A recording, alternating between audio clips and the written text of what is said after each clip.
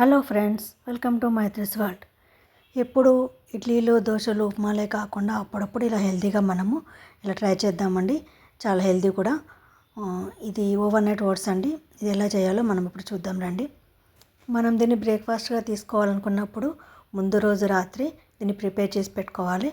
ఒక బౌల్ తీసుకొని అందులో ఒక 3 టేబుల్ స్పూన్ల ఓట్స్ని వేసుకోవాలండి. తర్వాత ఒక స్పూన్ పంప్కిన్ సీడ్స్, ఒక స్పూన్ సన్ఫ్లవర్ సీడ్స్ మరియు ఒక స్పూన్ వాటర్ మిలన్ సీడ్స్ కూడా వేసుకోవాలి.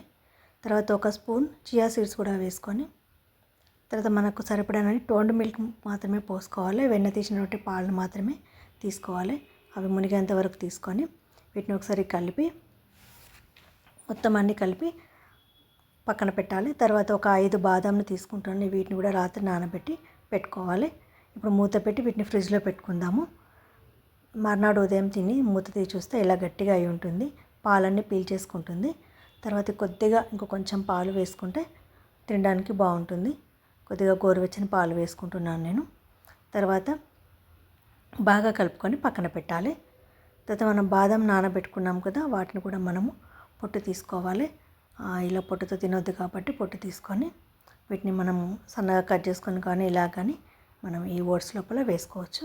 ఇలాగ అన్నిటిని పొట్టు తీసుకోవాలి. తీసుకొని నేను సన్నగా కట్ చేసుకొని వేసుకుంటున్నాను. ఇలాగ అప్పుడప్పుడు హెల్తీగా తినాలండి.